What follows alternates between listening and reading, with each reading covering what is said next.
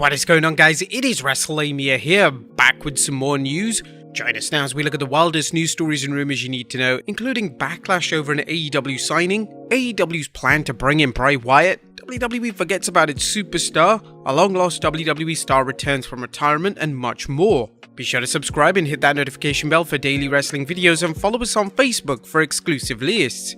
Now let's hit the intro and get straight into our first story.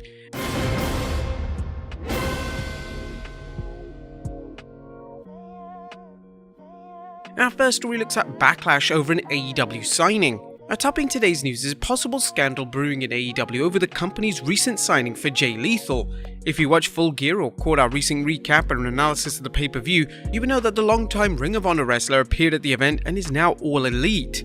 In fact, he's already facing Sammy Guevara for the TNT Championship on the 17th November Dynamite. However, some fans are asking why AEW President Tony Khan brought in someone previously accused of sexual misconduct. Lethal was a long-term figure in Ring of Honor both as talent and behind the scenes, but his tenure there was not without controversy. In July of 2018, former Ring of Honor performer Taylor Hendricks tweeted, "Also, the dude you're standing up for is the same dude that told me because I didn't sleep with him, they sabotaged me and took me off television." That being the almighty Jay. A Ring of Honor investigated the claims and found no evidence of misconduct on her part.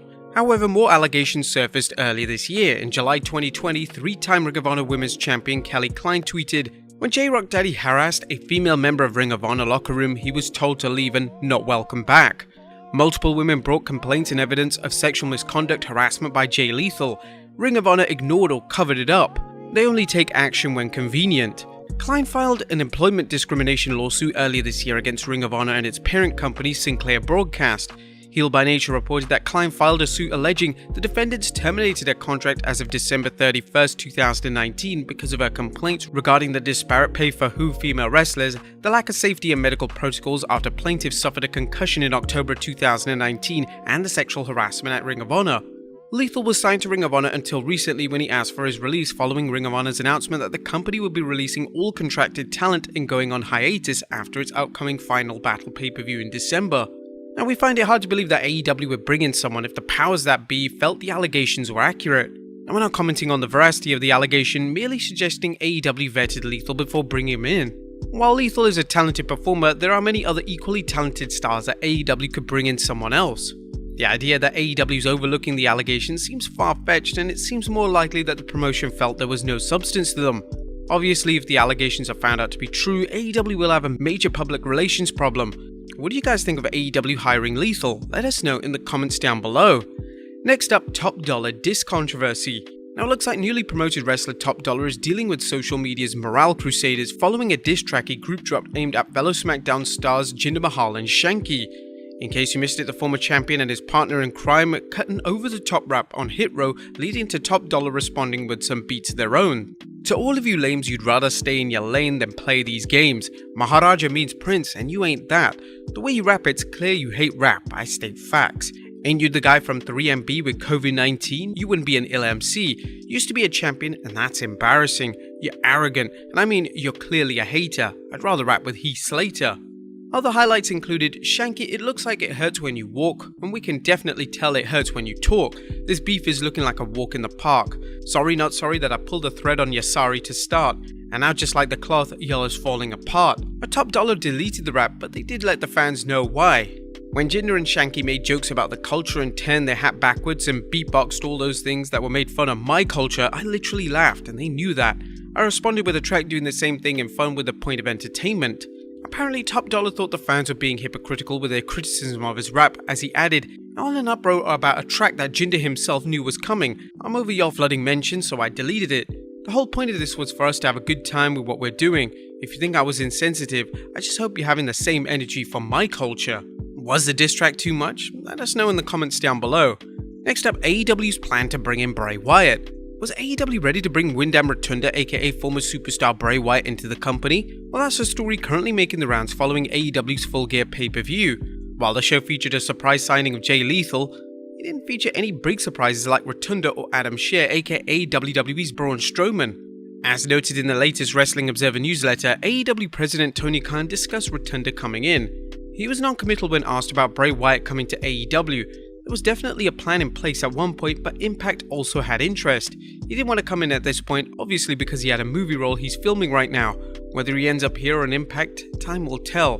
While the idea of Rotunda or Shea, who at one point was rumoured to debut at Bound for Glory working in Impact, seems unlikely, a situation where he makes limited appearances might work for Rotunda and help Impact's lackluster ratings.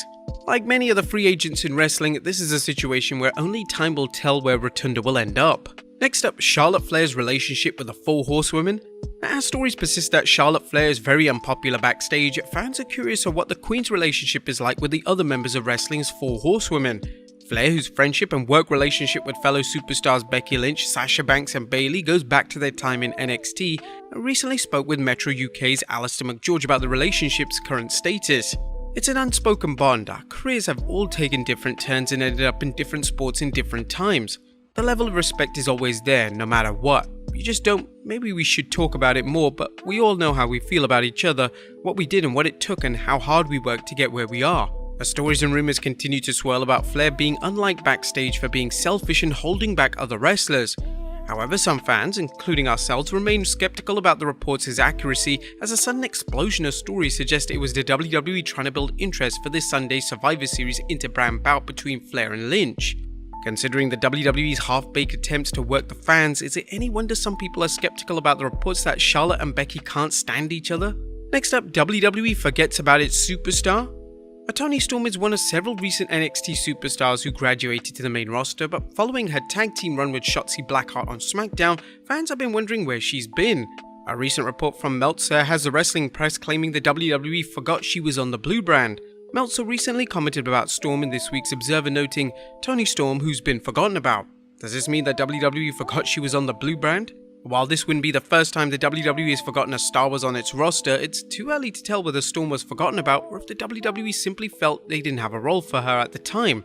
That seems to have changed as Storm recently confronted SmackDown Women's Champion Charlotte, challenging her to a title match. Do you think the WWE forgot about Toni, or is it just a case of their typical terrible booking for its women's undercard? And finally, a long-last WWE star returns from retirement.